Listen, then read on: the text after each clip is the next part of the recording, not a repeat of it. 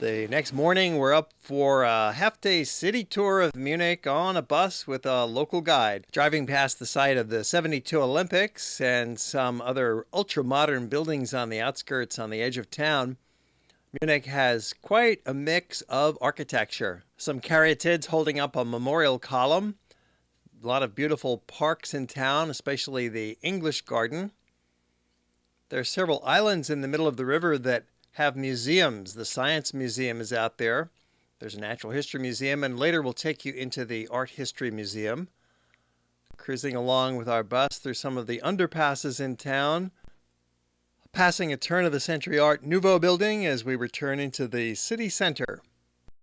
The main street here is called Leopoldstrasse, and as we go on, then you will see all the street cafes that people like to sit. But the shops are open until 8 in the evening on the main pedestrian area.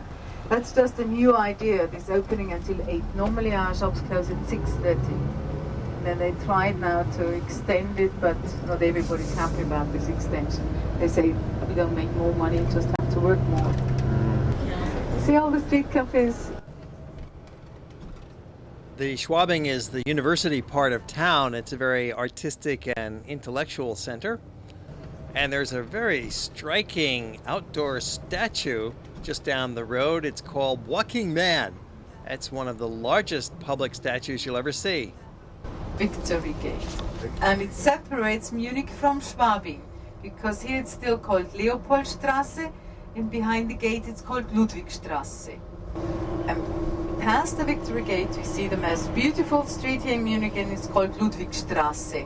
And it's named after King Ludwig I. He planned it from Munich to Schwabing. And it's really Munich's showpiece. It had no shops or restaurants at the beginning, only institutes. And around these 2 half squares, these are the main buildings of the university. We have about 110,000 students, but they are spread over the whole city. And King Ludwig I asked the students to come here and offer them here enough room. Then the next thing on the left-hand side, the Ludwig's church has the second largest fresco in the world. Left-hand side, with the 4 men in front at the entrance, this is the Bavarian State Library, where you would find about 6 million books and 50,000 handwritings. And then on top of the horse, that's King Ludwig I. And this monument was dedicated to him while he was still alive, because he has done such a lot for Munich. Because he was not only interested very much in Italian art, but also in Greek art. But probably more in Italian art, and he spent lots of time in Florence and especially in Rome. And that's where he came with all his ideas, so we have so many copies of Italian buildings. Right in front of us, the Hall of Generals. It's a copy of the Loggia dei Lanzi in Florence, and unfortunately it became very famous because here on the left-hand side, the first Hitler putsch was pushed back. Where 16 of Hitler's friends were shot, Hitler himself was taken to Landsberg, where he wrote My Struggle or My Kampf. And 10 years later, he started again here in Munich. The place is crowned by the Theatinerkirche. It was the first Baroque church here in Bavaria, but they did not like it from the style from the very beginning. But later on, it became the favorite style of the Bavarians. In the crypt of this church, most of the royal members are buried. Rolling along on our bus, passing some of the many green parks in Munich and the low-rise residential apartment areas. The population of Munich is about 1.3 million, most of them living in low-rise apartments. There's very few high-rises in town. Heidhausen has become a very trendy neighborhood for young people, students. There's art galleries, nice restaurants, lots of fine places to hang out in Heidhausen. Isar Tor is that old gateway tower, one of the few that still remains from the medieval days.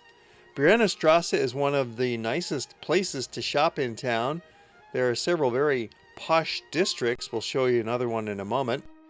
Passing the Karl's Tor, another one of the original medieval style gateways that were part of the surrounding wall around Old Munich.